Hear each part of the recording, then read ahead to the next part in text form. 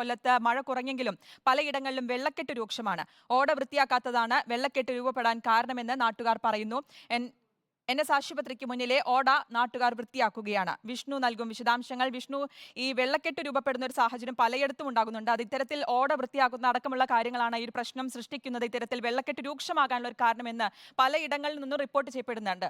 ഇപ്പോൾ വിഷ്ണു നിൽക്കുന്നിടത്തുള്ള സാഹചര്യം എന്താണ്? ഇപ്പോൾ നാട്ടുകാർ തന്നെ രംഗത്തിറങ്ങിയിരിക്കുകയാണോ? അതെ ശ്രുതി, തീർച്ചയായിട്ടും ഈ ഒരു വെള്ളക്കെട്ടിന് പ്രധാനമായിട്ടും കാരണം സംസ്ഥാനത്ത് ഒട്ടാകെയുള്ള ഓടകളുടെ വൃത്തിയാക്കൽ തന്നെയാണ്. ഇപ്പോൾ ഞാൻ നിൽക്കുന്നത് കൊല്ലം പാലത്തറ എന്ന സ്ഥലത്താണ്. ഇവിടെ നിരന്തരമായിട്ടുള്ള ഈ ഒരു വെള്ളക്കെട്ട് ഇവിടെ രൂപപ്പെടുന്നുണ്ട്. അതുപോലെ തന്നെ റെസിഡൻഷ്യൽ ഏരിയയാണ്. നിരവധി വീടുകളും അതുപോലെ തന്നെ അസുഖം ഉള്ള കുറേ ആളുകളും ഒക്കെ തന്നെ ഈ ഒരു വെള്ളക്കെട്ടിൻ്റെ ഒരു അപകടാവസ്ഥയിലാണ്. അതുപോലെ തന്നെ എന്തെങ്കിലും ഒരു സാഹചര്യത്തിൽ ആശുപത്രിയിലോ അങ്ങനെ പോകാൻ തന്നെ വളരെയധികം തന്നെ ബുദ്ധിമുട്ട് അനുഭവിക്കുന്നുണ്ട്. ഇതിൻ്റെ സൈഡിലായിട്ടൊരു ഓട കടന്നു പോകുന്നുണ്ട്. അത് കുറേ കാലങ്ങളായിട്ട് തന്നെ അതിൻ്റെ അറ്റകുറ്റപ്പണികളും അതുപോലെ തന്നെ വൃത്തിയാക്കലും ഒന്നും തന്നെ നടന്നിട്ടില്ല.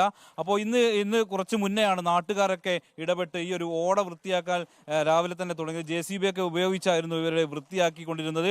എന്നാലും കുറഞ്ഞ മഴയ്ക്ക് ചെറിയൊരു ശമനമുണ്ടെങ്കിലും ഈ ഒരു വെള്ളക്കെട്ട് രൂക്ഷമായി തന്നെ തുടരുകയാണ്. അതുപോലെ തന്നെ വളരെ വലിയൊരു രീതിയിലുള്ള ഒരു വെള്ളക്കെട്ട് ഇപ്പോൾ ഈ വീടിൻ്റെ ഒരു പരിസരത്തും ഒക്കെ നമുക്ക് ദൃശ്യങ്ങളിൽ കാണാം. ഈ നാട്ടുകാരൊക്കെ തന്നെ ഈ ഒരു സാഹചര്യത്തിൽ വളരെയധികം ബുദ്ധിമുട്ടിയാണ് ഈ ഒരു സൈഡിലുള്ള ഓടകളൊക്കെ വൃത്തിയാക്കുന്നത്. നമുക്ക് നാട്ടുകാരോട് തന്നെ ചോദിച്ചു നോക്കാം. ഇവർ ഇന്നിപ്പോൾ ആരും പണിക്ക് പോകാതെ തന്നെ ഈ ഒരു ഓട വൃത്തിയാക്കാൻ ഇറങ്ങിയിരിക്കുകയാണ്. ചേട്ടാ, എങ്ങനെ ഇടയ്ക്ക് വെള്ളം ഉണ്ടാവാറുണ്ട് ഇവിടെയൊക്കെ? ഇവിടെ ശരിക്കും വെള്ളമുണ്ട്. ഇടയ്ക്കിടയ്ക്ക് ഇങ്ങനെ മഴ പെയ്യുമ്പോൾ വെള്ളം വന്നുകൊണ്ടിരിക്കുകയാണ്. പക്ഷേ ഈ NS അവിടെ തടഞ്ഞു വെച്ചിരിക്കുന്നതിൻ്റെ പേരിലാണ് ഈ വെള്ളം പോകാത്തത്. അവിടെ കുറേ കുളവാഴയും അത് ഇതൊക്കെ ആയിട്ട് കിടക്കുകയാണ്. അല്ലാതെ വേറെ രക്ഷയില്ല. അവിടെ തെളിച്ചു കഴിഞ്ഞാൽ വെള്ളം എല്ലാം പോവും. അല്ലെങ്കിൽ ഇവിടെ ഈ സൈഡിൽ ഓട ഇടണം. തീർച്ചയായും ശ്രുതി, മഴയല്ല പ്രധാനമായിട്ടുള്ള കാരണം. അതുപോലെ തന്നെ ഈ സൈഡിലുള്ള ഓടകൾ വൃത്തിയാക്കിയാൽ തന്നെ ഈ ആളുകളെ ഈ ദുരിതത്തിൽ നിന്ന് നമുക്ക് കരകയറ്റാനാവുന്നതാണ്. അതുപോലെ തന്നെ ആശുപത്രി പോലുള്ള അസുഖങ്ങൾ പോലുള്ള ഒരാളുകൾ പോലും ഒന്ന് പുറത്തിറങ്ങാൻ പോലും കഴിയാത്ത ഒരു സാഹചര്യം ഇപ്പോൾ കൊല്ലത്ത് ഈ പാലത്തറയിൽ നിലവിലുണ്ട്. ഇവിടെയുള്ള യുവജന കൂട്ടായ്മയും ഒക്കെ തന്നെ രംഗത്തിറങ്ങി ഈ ഒരു വൃത്തിയാക്കലിൻ്റെ സജീവമായി കൊണ്ടിരിക്കുകയാണ്. അതാണ് നാട്ടുകാരുടെ ഏക ഒരു പ്രതീക്ഷ എന്നത്. അതിൻ്റെ മുന്നോടിയായി ഈ ഒരു വൃത്തിയാക്കാൻ കൂടെ ഉണ്ടാകും. ചേട്ടാ, എപ്പോഴാണ് ഇത് വൃത്തിയാക്കാൻ തുടങ്ങിയത്? ഞങ്ങൾ രാവിലെ NS പോയതിനെ കുറിച്ചുള്ള കാര്യങ്ങൾ സംസാരിച്ചു. ഇത് ക്ലീൻ ആക്കി വിട്ട് കഴിഞ്ഞാൽ വെള്ളം ഒഴുകി പോകാനുള്ള ഒരു സാഹചര്യം ഉണ്ടാകുമെന്ന് പറഞ്ഞപ്പോൾ അത് പറഞ്ഞ് നാളെ ആലോചിച്ചിട്ട് പറയാമെന്നാണ് പറഞ്ഞത്. അപ്പോൾ അവർ ആലോചിച്ച് നിൽക്കുന്നവരെ നിൽക്കാൻ പറ്റത്തില്ല. കാര്യം ഈ എത്രയും പെട്ടെന്ന് ക്ലീൻ ആക്കിയ ഈ വീടുകളിൽ ഇവിടെ രോഗിയുള്ളൊരു വീടാണ്. ഇവർക്ക് നാളെ കീമോയ്ക്ക് പോകേണ്ടതായിരുന്നു. അപ്പോൾ ഈ വെള്ളക്കെട്ട് കാരണമാണ് ഇവർ പോകാതെ നിൽക്കുന്നത്. അപ്പോൾ നമ്മളായിട്ട് തന്നെ അവിടുത്തെ ചെറുപ്പക്കാരെല്ലാവരും കൂടെ ചേർന്നിട്ട് നമ്മളായിട്ട് തന്നെ ക്ലീൻ ആക്കുമായിരുന്നു ചെയ്തത്. രാവിലെ മുതലാണോ ക്ലീൻ ആക്കുന്നത്? തുടങ്ങിയതാണ്. ഞങ്ങളൊരു 8-8:30 തൊട്ടൊക്കെ ഇതിനകത്ത് നിൽക്കുവാണ്. നമ്മളൊരു 3-4 ദിവസമായിട്ട് NS ഓരോ ഉയർന്ന ആൾക്കാരായിട്ട് ബന്ധപ്പെട്ടുകൊണ്ടിരിക്കുക. അവരെ നമ്മൾ ഓരോ ദിവസം ചെല്ലുമ്പോഴും നമ്മളിങ്ങനെ പറഞ്ഞ് വിട്ടുകൊണ്ടിരിക്കുക. ഓരോ കാര്യങ്ങൾ പറഞ്ഞ് നാളെ ആവട്ടെ മറ്റന്നാവട്ടെ എന്നുള്ള രീതിയിൽ നമ്മൾ വിട്ടുകൊണ്ടിരിക്കുകയാണ്. ഇപ്പോഴത്തെ ജനങ്ങൾ ഭയങ്കര ബുദ്ധിമുട്ടാണ്. ഒരുപാട് പേര് ജോലിക്ക് പോകാതെ വീടുകളിൽ കയറി കഴിഞ്ഞിരിക്കുക.